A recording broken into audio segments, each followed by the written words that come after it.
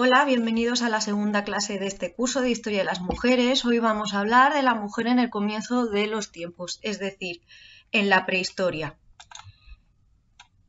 Bien, esta unidad la he dividido en 4 puntos. Hoy hablaremos de la arqueología de género, de cómo vemos a la mujer de la prehistoria en la actualidad y los modos de vida, es decir, vamos aquí a debatir una de las cuestiones más interesantes que se han barajado y se han debatido en la historiografía actual, que es la existencia de un matriarcado primigenio y la posibilidad de la inserción de un patriarcado, o si en realidad no hubo matriarcado. Entonces esa cuestión es bastante interesante, la vamos a debatir en esta clase. Y luego, por otro lado, en una segunda clase hablaremos de cómo se representa a la mujer prehistórica en el arte y cómo era la vida o cómo creemos que pudo ser la vida de las mujeres de la prehistoria. Bien, deciros también que esta unidad sobre todo me centraré en lo que es el paleolítico y el neolítico, que son los periodos más interesantes en cuanto a lo que respecta a la mujer dentro de este contexto. Bien, comenzando ya con el primer punto de cómo vemos a la mujer de la prehistoria en la actualidad. Aquí podéis ver dos imágenes, bueno, varias imágenes divididas en dos bloques, en las que en la parte izquierda podéis ver dos mujeres de la prehistoria bastante sexualizadas, y luego por otro lado, en la parte de la derecha, podéis ver otras dos imágenes de mujeres también de la prehistoria, pero ya aquí observamos otro concepto. Deciros que esto precisamente, estas imágenes las he puesto porque aquí lo que podemos observar es esa contraposición que tenemos de la imagen de la mujer de la prehistoria, y es precisamente la imagen o el concepto que podemos tener en la actualidad.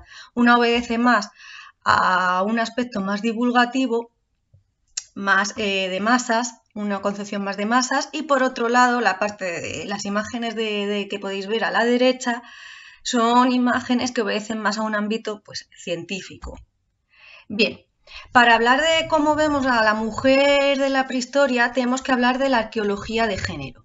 ¿Por qué? Porque a partir del surgimiento de la arqueología de género se comienzan a realizar toda una serie de estudios y trabajos pioneros que comienzan a cuestionar la idea de cómo se veía a la mujer de la prehistoria.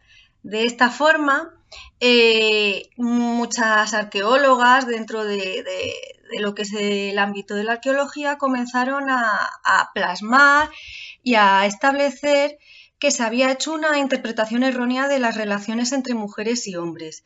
Es decir, ¿esto a qué nos lleva? A que se tendía a proyectar nuestros propios conceptos a sociedades antiguas y de la prehistoria, que realmente eran sociedades en las que tampoco sabíamos muy bien cómo podían ser esas relaciones entre hombres y mujeres. De esta forma, lo que se plasmó en esa tendencia dentro de la arqueología es que la mujer tenía un papel sumiso que se reducía al cuidado del hogar, a proteger a los hijos y la recolección, mientras que por otro lado el hombre tendría un papel de proveedor, protector, guerrero y cazador. Como ya he dicho, esta arqueología de género, que surge en los años 70, comienza a cuestionar este concepto que se tiene de las relaciones hombre y mujer. Dentro de esos trabajos pioneros tenemos desde la arqueología los trabajos de Sally Linton, Sarah Nelson, Jim Butas o Jaqueta Jacques. Dentro de la antropología social vamos a tener a Michelle Rosaldo, a Raina Reiter y a Louis Lampert. Sobre todo desde estos trabajos, los planteamientos y tesis que nos van a plantear todas estas mujeres es resaltar el papel de la mujer como recolectora, en tanto que sería un elemento clave para la supervivencia del grupo. Por otro lado, también comienzan a estudiar toda una serie de lo que es la cultura material de la mujer, y esto sobre todo se va a focalizar en los restos materiales de los enterramientos, es decir, en rituales de enterramiento, en el ajuar. Y estos planteamientos, sobre todo lo que van a barajar estas tesis, es que toda esta cultura material asociada al mundo funerario nos va a dar pues bastante información sobre la identidad de género. Bien, también dentro de esta tendencia de analizar esos elementos y esa cultura material dentro del mundo funerario va a destacar el trabajo de Susan Sinan en el 75. Como ya he dicho, esta mujer lo que va a hacer es que va a estudiar las necrópolis de Bran, va a estudiar sobre todo el ajuar funerario femenino de esta necrópolis. Por otro lado, también tenemos ya en los años 90 a Elizabeth Barber, que va a hacer lo mismo, va a investigar los restos asociados a la actividad textil vinculada a la unidad doméstica. Aquí esta mujer lo que hace es que utiliza la misma metodología, pero en vez de plasmarla o estudiar lo que son los restos funerarios, ella lo que va a hacer es estudiar los restos asociados a las unidades domésticas. Por otro lado, también tenemos a Marie-Louise Sorensen, ya en la década de los 2000, que lo mismo, ella va a volver a utilizar esa metodología que se inicia en los años 70 y va a analizar todos los elementos asociados al mundo funerario. Aquí podéis ver, bueno, la imagen de dos libros de estas arqueólogas que nos plantean estas tesis de vincular lo que son los restos materiales a una identidad de género. Y luego, por otro lado, tenemos a Margaret Conkey, que también es una de estas arqueólogas que he comentado anteriormente, con una de sus frases míticas que nos dice: no podemos interpretar el material acumulado durante miles de años afirmando que todo él está relacionado con las actividades masculinas. Es decir, ella lo que ya nos está planteando es que realmente los materiales que vamos a hallar desde la arqueología puede ser perteneciente a actividades masculinas, actividades femeninas o a ambos sexos. Por lo tanto, como ya he ido comentando a lo largo de esta clase, ¿cuáles son los objetivos que van a plantear desde esta arqueología de género? Pues van a ser 5. Los más interesantes, que son los que he planteado yo aquí en esta presentación, y es: primero, obtener una visión integral de las relaciones entre hombres y mujeres. Por otro lado, insertar a la mujer como sujeto activo al igual que el hombre. Estas ideas, como podéis ver, son muy similares a las que ya se empiezan a plantear desde la historia de género de la que hablamos en la clase anterior. Por otro lado, el tercer objetivo sería criticar, desterrar el enfoque androcentrista sobre la prehistoria, derribar las ideas establecidas y consolidar una nueva visión sobre dicho periodo. Por otro lado, el último objetivo que os he querido marcar aquí en esta clase sería desarrollar un enfoque realista desde una metodología multidisciplinar. ¿Esto qué quiere decir? Que deberíamos de abordar el papel de la mujer en la prehistoria desde una metodología en la que entren en diálogo diversas disciplinas. Entre esas disciplinas pues tenemos la arqueología, la antropología social o etnografía y la antropología física. Todo este diálogo entre varias disciplinas lo que nos va a dar es un enfoque, aparte de realista, un enfoque mucho más amplio y nos va a dar una mayor información sobre estas mujeres.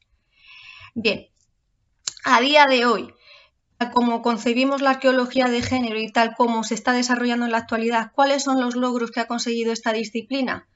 Pues por un lado se ha aceptado que la mujer tuvo un papel activo y que estaríamos ante un grupo de carácter igual, grupos en la prehistoria sociales que tendrían un carácter igualitario en los que la máxima sería la supervivencia de todos, es decir, del colectivo. Con lo cual esa idea de matriarcado, patriarcado o esa idea de guerra de sexos desde esta disciplina se desecha. Ellos y ellas prefieren hablar más bien de lo que es una sociedad igualitaria. A esta conclusión sobre todo se ha llegado estudiando desde la etnografía y la antropología social a sociedades actuales, en las que se ha podido ver que realmente en muchas de estas sociedades hay un rol igualitario entre hombres y mujeres. También deciros, ¿qué queda por hacer dentro de esta disciplina? Pues todavía nos queda por hacer diversas cosas, pero sobre todo la más importante es intentar cambiar la recreación y plasmación que hacemos de las mujeres y los hombres en la prehistoria. Esto sobre todo enfocado a libros de texto, a yacimientos, a diseños expositivos. ¿Por qué? porque como ya os he señalado anteriormente, desde estos aspectos, tanto en los libros, en los yacimientos y en las recreaciones museográficas, lo que vemos es que seguimos proyectando nuestro ideario. Con lo cual, ¿qué es lo que proyectamos? Pues proyectamos que la mujer es madre, recolectora, generalmente suele aparecer arrodillada, sentada, con un rol pasivo y en el ámbito doméstico. Mientras que, por otro lado, ¿cómo se representa al hombre en estas recreaciones? Pues con un rol activo, de pie, cazando, haciendo fuego, tallando útiles, es decir, lo que estamos viendo es que seguimos plasmando nuestras ideas, nuestros conceptos actuales, cuando realmente lo que tenemos en la prehistoria es que lo más seguro es que se tratasen de sociedades igualitarias. Aquí podéis ver dos ejemplos que tenemos en la actualidad. La primera imagen obedece a una hoja de ejercicios en donde podéis ver en la parte superior cómo se plasma la imagen del hombre con un rol activo y directamente la mujer o aparece muy poco y si os fijáis en la esquina veis que la mujer aparece acunando a un niño. Por otro lado, en la otra imagen que podéis ver, estamos viendo pues una escultura en la que se representa una mujer neandertal con un niño. Bien, en todas estas imágenes lo que nos debemos de plantear cuando proyectamos estos idearios es que realmente la imagen nos ayuda desde que somos pequeños a consolidar conceptos, con lo cual de ahí la importancia que nos están señalando desde la arqueología de género que se debe cambiar estas concepciones. De hecho, hace unos 10 años, en el 2011, Ángeles Querol y Francisca Hornos hicieron un estudio sobre 5 museos arqueológicos de España, en concreto el de Alicante, Almería, Bilbao, Burgos y Oviedo, y este estudio sobre todo se basó en analizar las imágenes que se nos planteaban tanto de hombres como de mujeres. Estas imágenes se analizaron bajo dos premisas, el estudio de las posturas y las actitudes y por otro lado sobre las actividades que desempeñaban tanto hombres como mujeres. ¿Cuál fue el resultado? Pues el resultado en general fue poco positivo. La mujer en su mayoría aparecía con una actitud sumisa y en un espacio doméstico, mientras que el hombre no.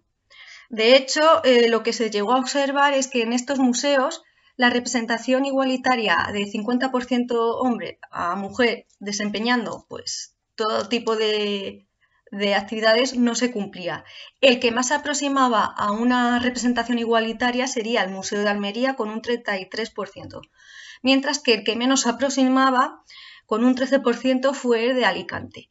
Bien, deciros que, bueno, que este estudio se realizó hace 10 años, como os he comentado, pero realmente si vosotros hacéis un ejercicio de ir a algún museo y os fijáis, en muchos museos a día de hoy se sigue manteniendo esta idea. Y esto obedece a que sí es verdad que en la actualidad se está cuidando mucho el diseño museográfico, pero lo que observamos es que el mensaje no se cuida tanto, que se siguen manteniendo esas ideas, esos conceptos.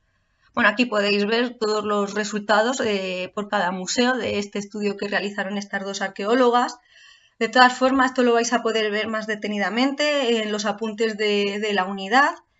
Y bueno, además, si queréis leeros el artículo, que no es muy amplio, me lo decís y os doy el enlace y os lo pongo en el foro. Aquí tenéis el resultado y las imágenes del Museo de Alicante, de Bilbao, de Burgos y el de Oviedo. Bien. ¿Esto qué nos lleva? A todo este estudio, ¿a qué nos lleva? Precisamente lo que os he comentado, que, bueno, que no siempre se cuida este mensaje. Aún así, sí es verdad que debemos de tener en cuenta que no todo es así. Generalmente sí, pero no. Es decir, hay iniciativas que se están desarrollando en los últimos años que sí que se busca pues mantener o promover la idea de que, bueno, de que las mujeres sí tuvieron un papel